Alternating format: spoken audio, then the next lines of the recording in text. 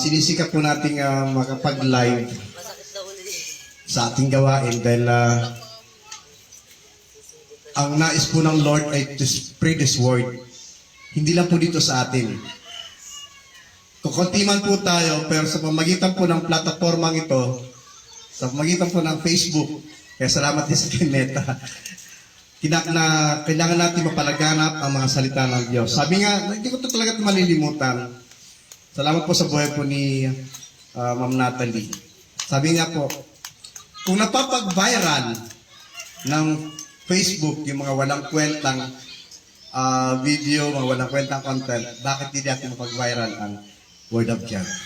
Hindi man siya mag-viral, pero at least may spread out.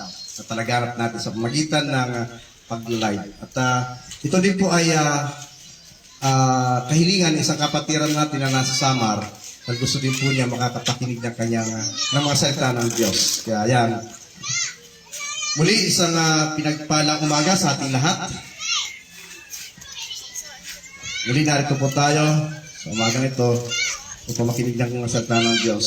At hayaan muna natin mga kapatid, isasabit muna po natin ano mga suliraning mayroon tayo upang makapag-focus tayo sa mga salita ng Diyos sa ating mapapakinggan. Kami din man po, mga kapatid, ay may pinagdadaanan sa totoo lang. May mga trials, may mga struggles, may pinagdadaanan, pero sabi ko, hindi pwedeng maging dahilan ang mga trials na, mga struggles na upang tumigil kami. Sometimes, sabi ko, ayoko na. Pero, at the end of the day, laging pinapaalala sa akin ng mga salita ng Diyos na kailangan kong magpatuloy. No matter what, no matter how, no matter when. No matter where. Hallelujah. Kaya, sa mga ganito mga kapatid, napakahalaga po, alam kong makakarelate po tayo dito sa ating pag-aaralan sa umagang ito. Dahil ito po ay gumimbal sa buong mundo. Itong magiging topic natin. Ang ating teksto po mga kapatid ay hango po natin sa aklat ng unang Pedro. 1 Peter chapter 4 verses verses 7 to 11. Yan po. Tayo po dito, malapit na ang wakas ng lahat ng bagay. Take note po. Ito po, nung paman, naririnig na po natin to.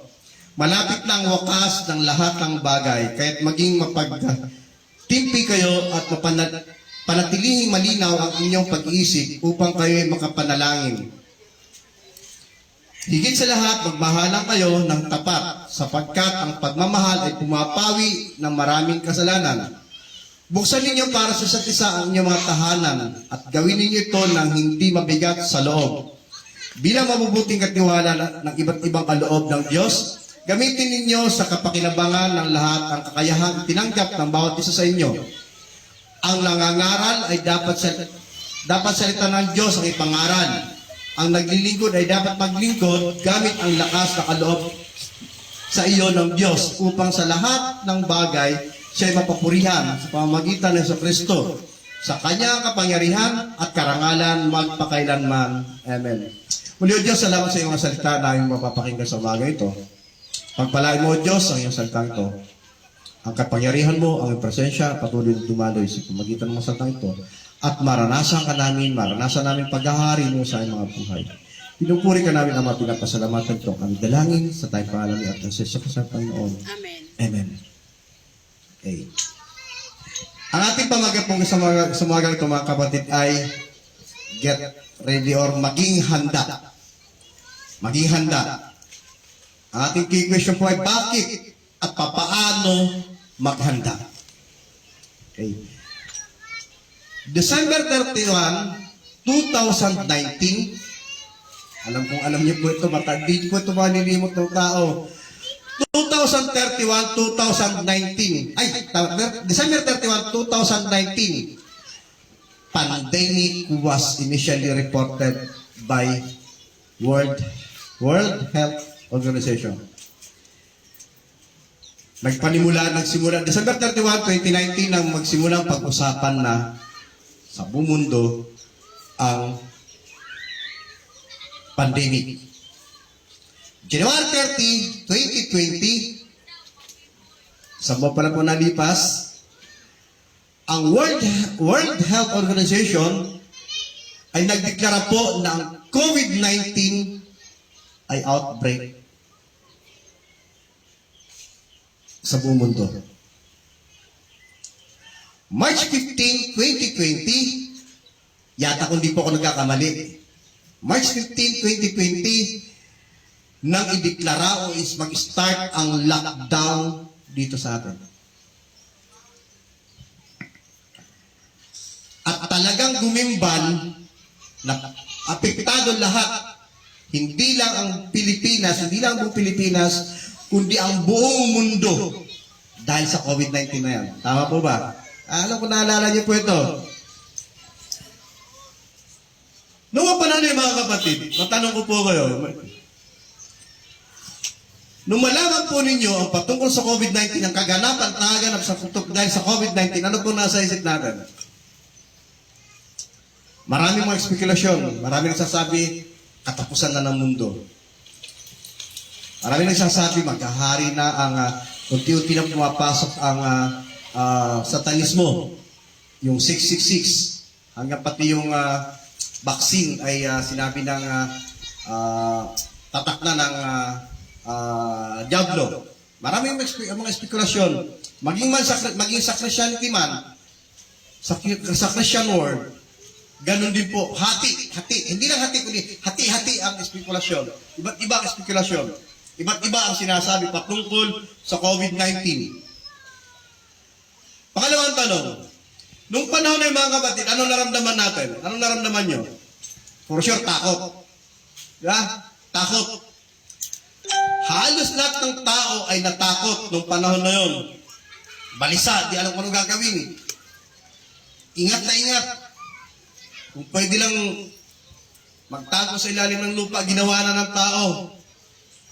Sobrang takot ang sangkatauhan, lalo't balitang-balita na marami ng casualties at marami na rin ang mga namatay dahil sa COVID-19. Tama po. And it is given, mga kapatid, na lahat naman po ng klase ng sakit ay nakakamatay, may namamatay. Tama po. Ultimo sipon lang. May namamatay na tao dahil lang sa simpleng sipon. At kaya nung malaman nila, marinig ng tao ang patungkol sa COVID-19, takot na takot ang buong sangkatauhan. Subalit, higit sa COVID-19 na virus ay hindi kinatatakutan ng tao. Takot na takot ang tao, ang buong mundo sa COVID-19. Takot na takot mamatay ang tao dahil sa COVID-19 na yan. Subalit, hindi natatakot. Mayroong isang virus na lumalagan, na laganap at patuloy na lumalagan sa buong mundo na hindi kinatatakutan ng tao. Sa mga kapatid, ipinapaalala sa atin ng Diyos na may isang virus na higit na nakakatakot kaysa COVID-19. At ito po ay nag-i-exist, ito po ay, sabi ko bang namamayagpag. Ito po ay nangyari na noon at nangyayari ngayon, patuloy na mangyayari habang buhay. At dahil bihira itong pag-usapan ng tao, maging sa mga lansangan, maging sa mga umpukan, maging sa mga chismisan, bihirang-bihira po itong pag-usapan. Maging sa TV. Minsan nababalita sa TV mga kaganapang ito, pero hindi binibigyan ng tao ng importansya. Hindi binibigyan ng tao ng pansin ang virus nito. Hindi natatakot ang tao sa virus nito. Kung mayroon mang nagsasalita patungkol sa virus ito, at mayroon mang nakikinig, karamihan ay hindi masyadong binibigyan ng pansin. Dadma lang. Mayroon naman nakikinig lang, pero hanggang pakinig lang. Pero ang katotohanan ito mga kapatid, nakakatakot ang virus na ito. Higit na kakilakilabot ang kayang idulot sa tao ang virus na to. Ang virus na to, mga kapatid, ito yung virus na kasalanan. Virus na sin. Nakakamatay po, mga kapatid, ang virus na ito. Ang Bible mismo po ang nagsabi. Sabi sa Romans 6:23, ang kabayaran ng kasalanan ay kamatayan. Natakot ang tao mamatay dahil sa virus, dahil sa COVID-19, pero hindi natatakot ang tao mapunta sa impyerno. Ama po. Baliktad na ang mentalidad ng tao. Takot ang tao mamatay, dulot ng COVID, o ng mga sakit, ng mga virus, literal na virus, subalit hindi natatakot ang tao na gumawa ng kasalanan na kaya magbulid sa mas malagim na kamatayan sa impyerno. Mas na kinatatakutan natin, mga kapatid, ay nakikita ng mata. Pero hindi natin kinatatakutan yung hindi natin nakikita. Ang sabi ng Bible, huwag mong katakutan ang pumapatay ng laman. Ngunit hindi naman nakakamatay ng kaluluwa. Ang katakutan natin, mga kapatid, ay yung kaya ang dalhin sa impyerno. Yan ang dapat natin katakutan. And the fact is, kasalanan. Ang kasalanan ay isang virus na dadalhin ka sa impyerno. At sinasabi nga sa Bible, mga kapatid, dahil sa kasalanan, tayo ay mamamatay and most of the time, we just ignore it. Madalas natin naririnig, madalas natin nababasa sa Biblia na ang kasalanan ay pumapatay, nakakamatay. Pero hindi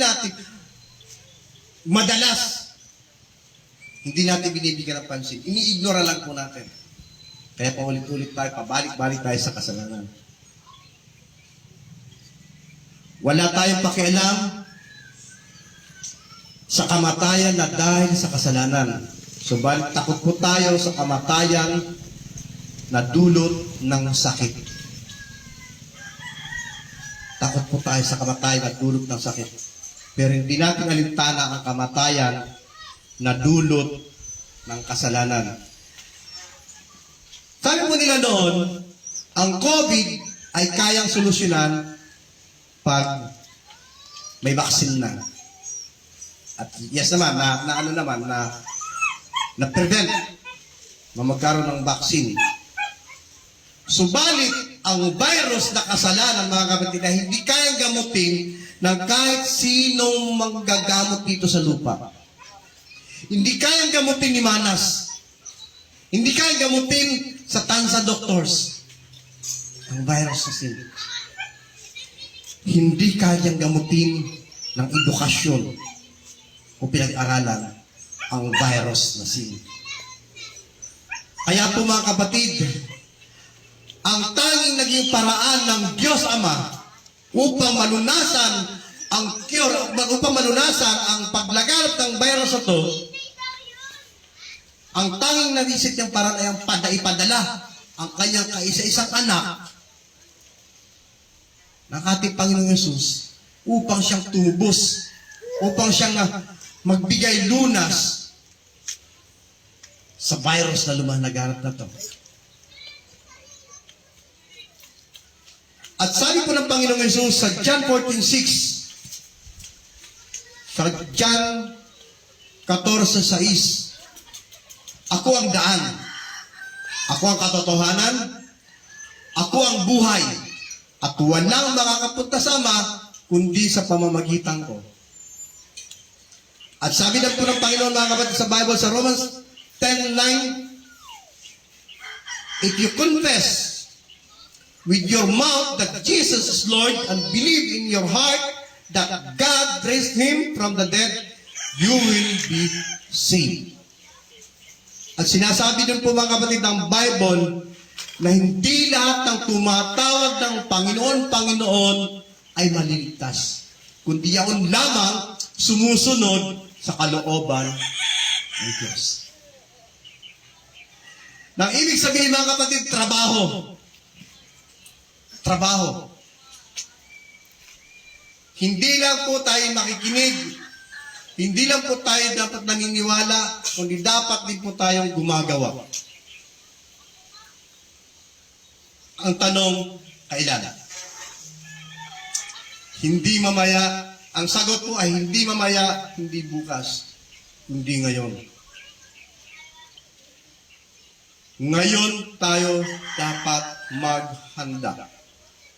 Dahil ngayon tayo dapat magtrabaho para paghandaan natin. Bakit at ang ating kay question kanina, balikan po natin ating kay question, bakit at papaano tayo maghahanda? First po, unang puntos mga kapatid, kung bakit natin kailangan maghanda, because the end is near. Malapit na po ang pagwawakas. Sinabi po sa ating teksto, basahin po natin muli. Sabi po sa ating teksto sa verse 7, malapit na ang wakas ng lahat ng bagay. Kung mababasa po natin mga kapatid sa aklat ng Revelasyon, yung mga propesiya po na nasa aklat ng Revelasyon, marami na po ang naganap. Patayan dito, patayan doon, paglindol, pagguho, pagbaha, sunog, gera. Ano pa ba sinasabi sa Bible na hindi pa nagaganap? Isa na lang po, ang pagbalik ng Panginoong Hesus. Pero lahat ng kaganapan dito sa mundo ng mga propesiya sa aklat ng pahayag, 99% naganap na. Kung kaya tama yung sinasabi ng ating teksto na malapit na ang wakas ng lahat ng bagay. Lahat ay lilipas lahat ay magugunaw, maging ang mundong ito ay pagugunaw. The end is near. The end is coming very, very soon. Sa totoo lang mga kapatid, bihira pong basahin kahit po sino sa mga mananampalataya. Bihirang-bihira pong basahin ang aklat ng pahayag. Bakit? Nakakatakot yung nasa aklat ng pahayag. Yung mga propesiya. Ano ang madalas binabasa ng mga mananampalataya? New Testament. Yung gospel. Yung four gospel. Binabasa ng mga mananampalataya, kahit ng mga pastor, pinapangaral ng mga pastor, ay patungkol lamang sa pagmamahal ng Diyos. Patungkol lamang sa kasaganahan ng pangako ng Diyos. Pero kinakailangan po natin marinig mga kapatid, kinakailangan po natin malaman ang nalalapit na pagwawakas. At malalaman po natin yan pag binasa po talaga natin ang aklat ng pahayag. Pag nilog ng Panginoon, pag nilog po ng Diyos, in perfect time, in His timing, matatalakay po natin yan. The end is near. Yan po point number 1 natin. Kailangan natin maghanda at bakit at paano tayo maghahanda? Point number 2, show deep love. Show deep love. Konting, ano po tayo? Konting English, pag-aaral ng English. Pag sinabi kong deep, sabi ko sa dictionary, pag sinabing deep, meaning extending far down from the top or surface. Palalim, pailalim, deep, pailalim. At ang love means to be deeply committed and connected to someone or something. Love, the basic meaning of love is to feel more than liking towards someone. It is a bond that two or more people share. Pag sinabi na pong love, ito po ay isang damdamin na mas nakakikip pa sa gusto lamang natin. Iba po kasi yung gusto at saka yung mahal. Ito din po ay isang relasyon na nagbibigkis sa dalawa o higit pa ng mga tao. Ito po yung love o pagmamahal. Pero sa katotohanan mga kapatid, marami po sa atin ang sablay dito. Marami sa atin ang sablay dito dahil marami po ang gumagamit ng word na love. Marami sa atin ang gumagamit ng word na love, I love you, dahil lang po sa flesh. Dahil lamang po may kailangan. Dahil lamang po may pagnanasa. We are always saying, I love you, Lord. Lagi natin sinasabi, I love you, Lord. Mahal ko ang Diyos. Pero hindi natin nasusunod, or worse, hindi natin sinusunod ang kanyang kalooban sa ating buhay. Hindi mo maaari sabihin na mahal mo ang Diyos habang ang kapwa mo ay hindi mo minamahal. Hindi natin pwedeng sabihin o hindi natin masasabi totally mula sa ating puso na I love you, Lord, kung ang ating kapwa ay hindi natin minamahal. At hindi rin natin pwedeng sabihin na mahal mo ang iyong kapatid, ang ating kapwa, habang tinitingnan natin ang mga nagawa niya sa atin. Hindi natin masasabing mahal natin ang ating kapwa habang tinitingnan natin ang mga nagawa niya sa atin ng mga masasakit, nakapagdulot sa atin ng sakit.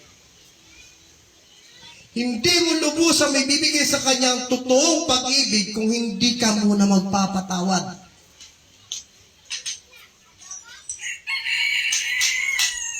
Kailangan natin magpatawad mga kapatid upang madama natin at ibigay ang tunay na pag-ibig. Dahil ang tunay na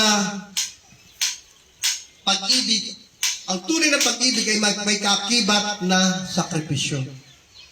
Ang magpatawad sa isang kapatid, sa isang kapatiran natin na nagbigay sa iyo ng bigati, ay isang sakripisyo. At pag nagawa po natin yan, pwede mo naman sabi, I love you, Lord. Pwede mo sabi, I really love you, Lord. I really love my brethren. Ang tunay na pag-ibig, mga kapatid, ay nagmumula sa ating Panginoon Jesus na dumaloy sa atin. At ang nais ng Diyos na ito'y dumaloy sa kapwa natin, sa pamamagitan natin. Sa pamamagitan natin, mga kapatid, madama ng ating kapwa ang pag-ibig na nagmumula sa Diyos. Subalit, paano natin ibigin ang mga taong nagkasala sa atin kung hindi muna natin sila patatawarin? Wala tayong karapatang ibigin. Wala tayong karapatang hindi ibigin ang ating kapwa. Inuulit ko po, wala tayong karapatang hindi ibigin ang ating kapwa kahit hindi sila kaibig-ibig. Dahil tayo din lang naman po yung mga kapatid, inibig lang ng ating Panginoon dahil kahit hindi tayo kaibig-ibig. Wala tayong karapatang hindi magpatawad sa ating kapwa dahil tayo man din mga kapatid ay pinatawad din lamang ng ating Diyos, ng ating Panginoon. Pinatawad tayo sa ating mga kasalanan.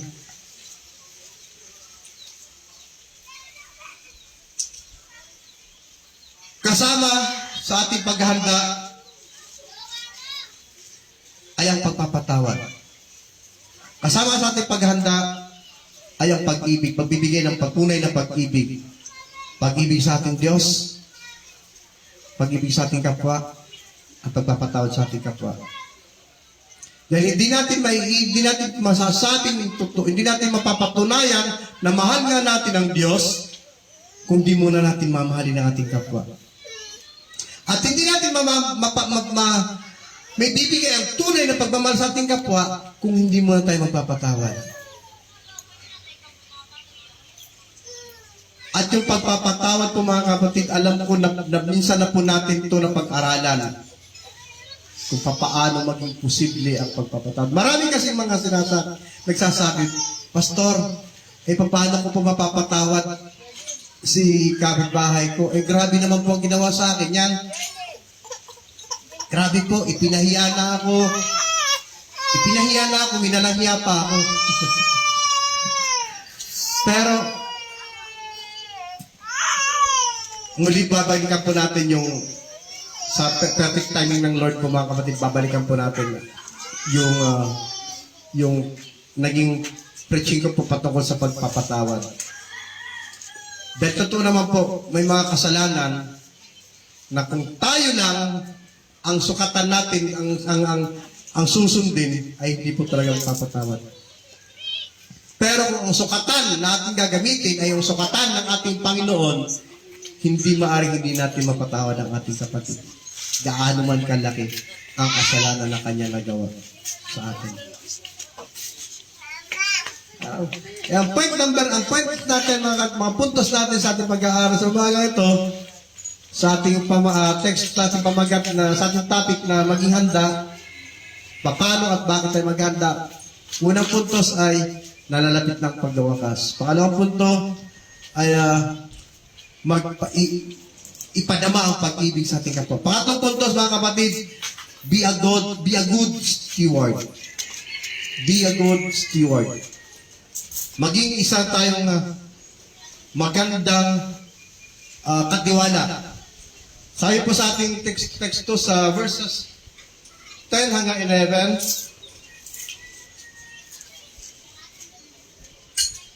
bilang mabuting katiwala ng iba't ibang kaloob ng Diyos, gamitin ninyo sa kapakinabangan ng lahat ang kakayahang tinanggap ng bawat isa sa inyo.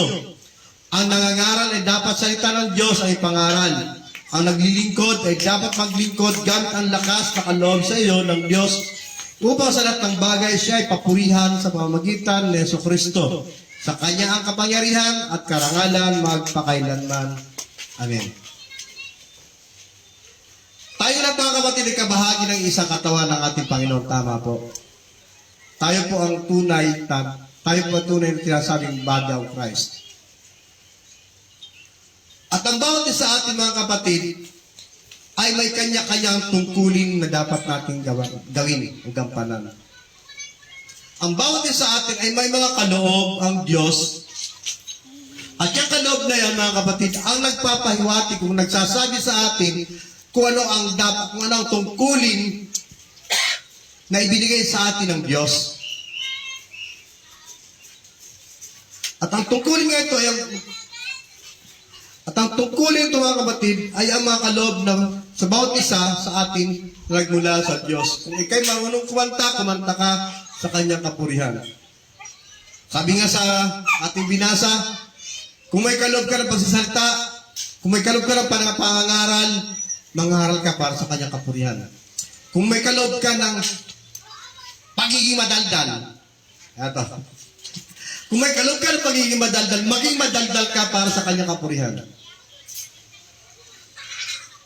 Ito, kung tututuan na lang natin, kung susumahin natin, maigi ang ating pinag-aaralan sa mga ito. Maging ang pagiging chismosa ay hindi masama. Madalas, ito yung real talk. Pag isang tao chismosa, ibagat ang thinking natin. Tama po? Pero kung tutusin, hindi masama ang pagiging chismosa. Depende na lang kung anong chinichismis natin. Yun ang nagpapasama. Ang ating kadaldalan, mga kapatid, hindi masama. Depende nga lang sa ating dinadaldal. Dahil ang lahat ng meron tayo, ito ay nagmumula sa Diyos. At ito ay napapasama lamang, depende sa ating paggamit. Ito, lahat ng bagay dito sa mundo, mga kapatid, ay kaloob ng Diyos. Walang pag-aari sa Satanas. Walang pag-aari.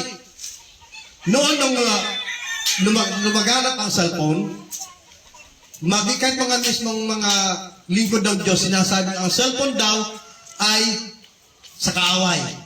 Gawa ng diablo. Hindi po. Binabasag ko po yung ganyang katuruan. Ang cellphone na yun ay gawa ng tao. Dahil nagawa ng tao yan, dahil sa karunungan mayroong taglay ang tao na gumawa niyan o nag-invento niyan. At saan ang galing ang karunungan yan? Hindi yan maaaring manggaling kay Satanas. Nanggaling yan sa Diyos. Nanggaling yan sa Diyos. Kaya lamang, sinasabi na ang cellphone ay gawa ng demonyo, pag-aari ng demonyo, yan ay dumidepende na lang kung paano natin ginagamit. Sinasabi ng Bible, Walang pag-aari si Satanas ito sa mundo. Lahat na nakikita natin, lahat ng mayroon dito sa mundong ito ay pag-aari ng Diyos, gawa ng Diyos. Kaya lamang nagkakaroon na si Satanas, dininanakaw niya sa papanong paraan. Okay, dito lang tayo sa sinabi na natin sa cellphone. Ang cellphone po ay gawa ng Diyos o kalooban ng Diyos o na magkaroon ng cellphone. Tama po. Kaya lamang po sinasabing nagiging pag-aari na sa Satanas na ginagamit natin sa maling paraan. Yung ito, pababawi lang natin yung kapamaraanan, yung paggamit. Yung sobrang paggamit sa cellphone, na kahit may mga gagawin tayo, hindi na natin nagagampanan, dahil nagsiselfone tayo. Pinakasimple lang po yan. Mayroon pang worse. Nasa halip na mag-aaral tayo ng Word of God, eto, medyo pahabaan natin ng konti. Maraming beses na mark ang ating pag-aaral. Nasaan na ba ako? Ang cellphone, alam ng Diyos na darating ang tao sa pag-ibog ng mundo, darating ang tao na medyo mahihiya na o tatama rin na magbitbit ng Bible. Noong palakihan ng Bible. Palakihan ng Bible, ngayon paliitan na. Nung una kami makakilala mag-asawa sa Lord, ang kapal ng Bible namin ang laki. At talagang ipinagyayabang ko pa yan na may Bible ako. At hindi naman na may pinagyayabang lang. Hindi lang pinagyayabang na may Bible ako. Hindi talagang ipinagyayabang ko yun. Dahil binabasa ko rin naman. Binabasa ko talaga, binaaral ko.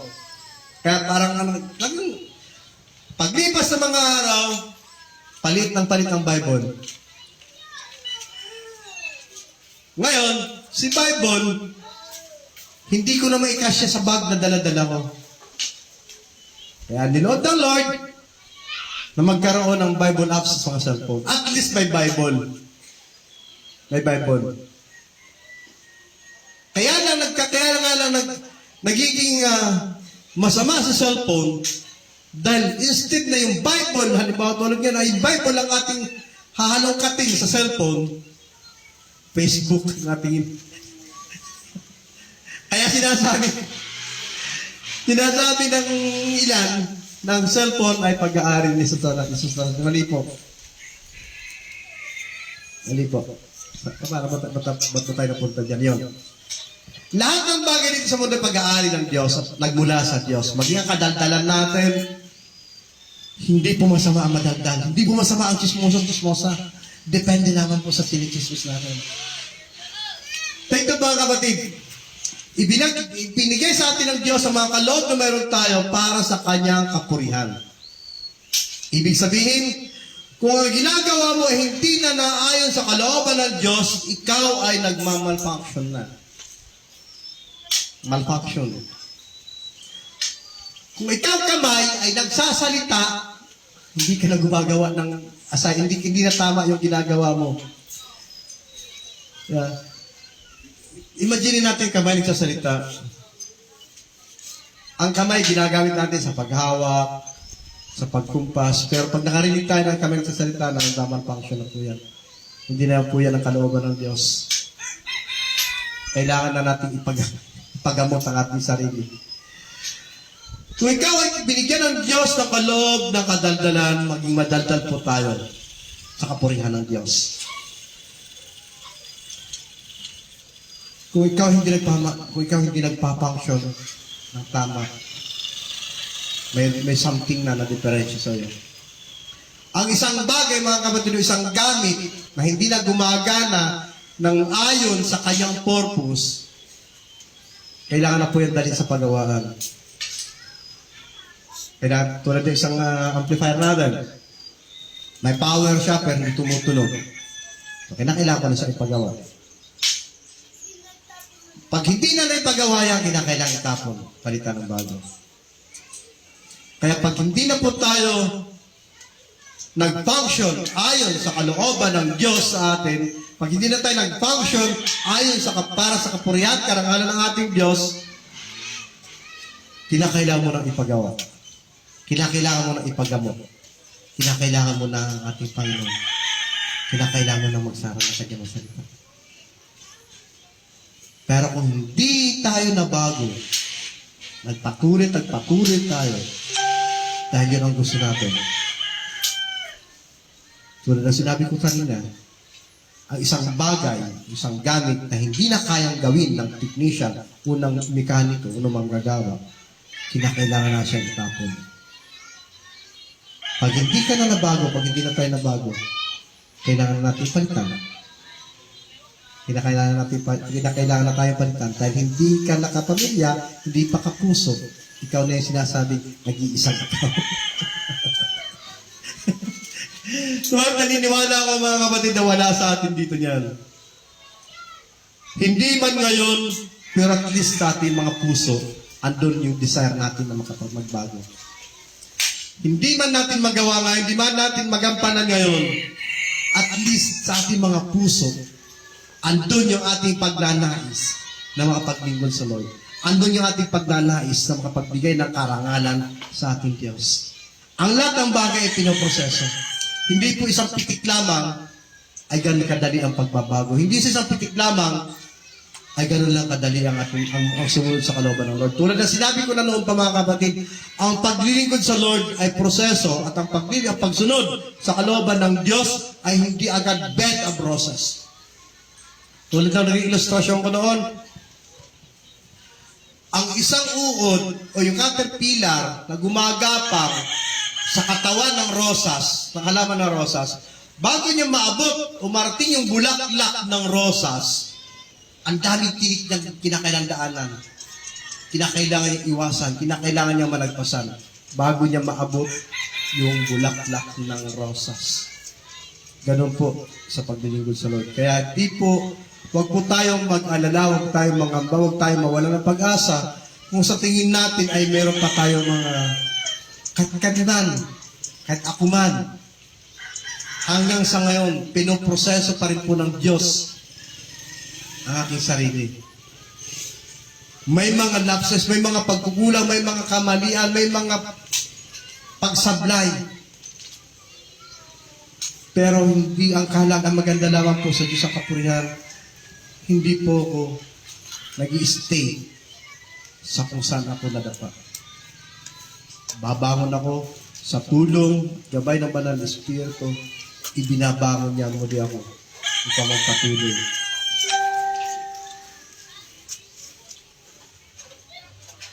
At kung sa tingin natin mga kapatid, tayo ay inaayos na ng Diyos,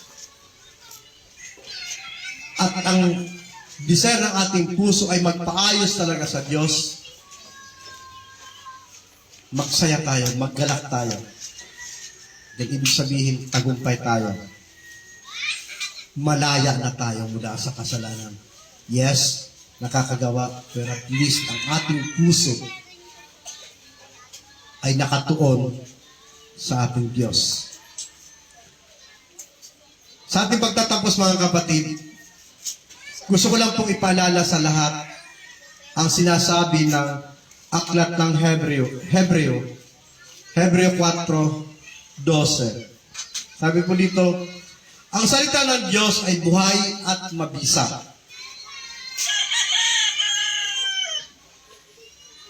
Mas matalas kaysa alinmang tabak na sa magkabilay may taling.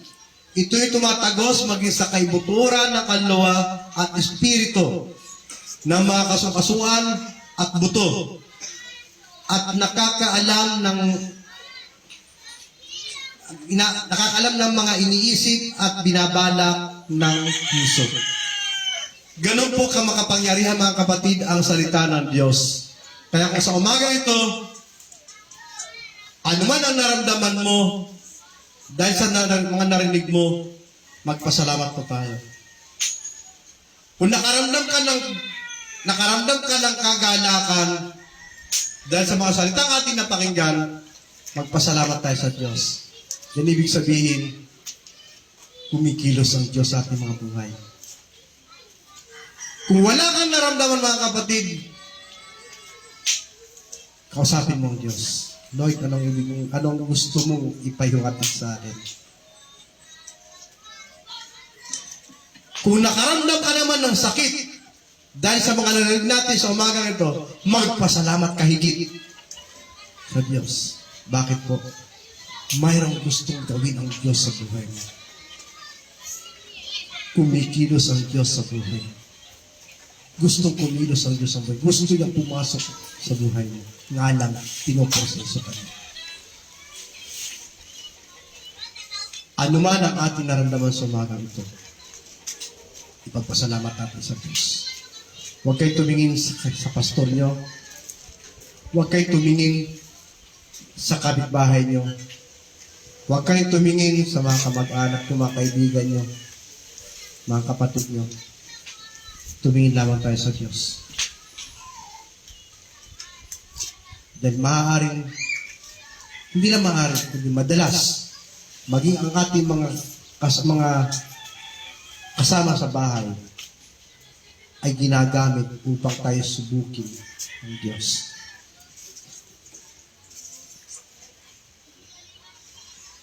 Kaya kanina lamang, akala ko tatanong, pero sa bakit, sabi ko, Lord, anuman ang mangyari, magpapatuloy. Kisi Judas saan man, mayroong mang makinig sa akin, wala.